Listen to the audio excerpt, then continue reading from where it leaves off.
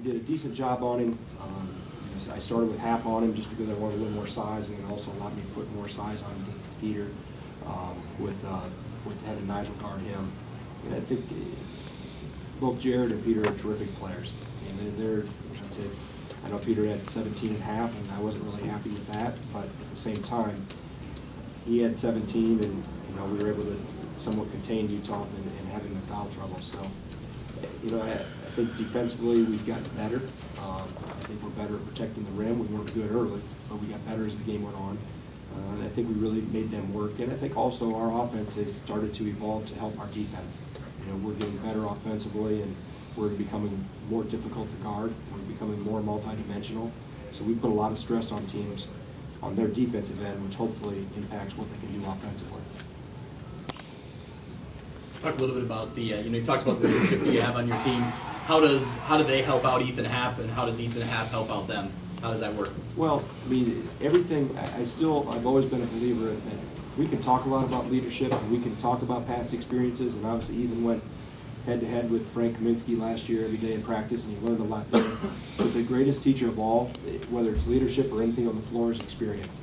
So for these guys to grow over the last, 2.5 months, it's been the experience that's helped them. Obviously I've tried to point them in the right direction, but they're the ones that have really taken hold of this thing and continue to grow. And we've had to talk about those types of things in terms of leadership, of how to be a good leader. And a lot of it's by example.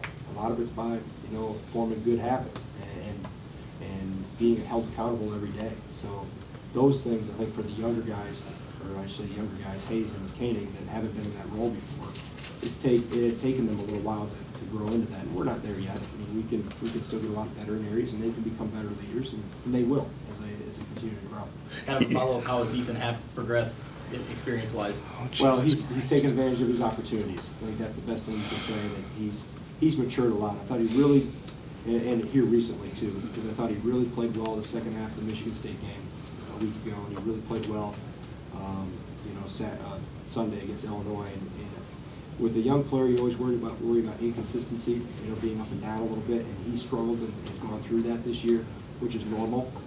The biggest thing that sometimes that I always tell Ethan, his worst enemy is himself. That he's got to continue to fight through his questioning himself and continue to play as he's capable of playing. I've even held a mirror up to him at times and said, "You know who the best defender is on you, Ethan? Look in the mirror. It's you." So he's really matured and understanding now what it takes on a consistent level, and he's become a better practice player, and I think it's shown on the floor. Greg, you guys were down 6 points 3 different times in the second half. Where has your team learned or acquired the poise to come back on the road against a team like this and fight back that many times? Well, we try not to make a big deal being on the road. We just talk about it's a 94 by 50 sheet of wood, and we go play, and those 15,000 fans can't play defense or can't shoot or can't score. So we try to really block that out. I think we benefited from what the older guys have been through in the past. There's no doubt. Hayes and Koenig, Showalter and Brown, they haven't played the minutes. Hayes and Koenig have been in some tough environments in key moments at times, and their ability to stay calm in those situations, I think, permeates through the rest of the group. And we do try to do a lot of teaching and instructing during those timeouts, and just understand it's on to the next possession no matter what's happened, positively or negatively, and we know it's on to next. And if this one didn't go well, we'll be better on the next one, and just continue to string those together. And I think once you keep it in that framework, for young people, they understand. I've always talked about the process and not get so consumed with results and what the scoreboard says, meaning how we prepare every day, how we go through every drill. And I think that's how that mindset has carried over to how we play games. Don't worry about what the scoreboard says. Just continue to follow the process, one possession at a time. And if we do things the right way, the scoreboard will usually end up in our favor.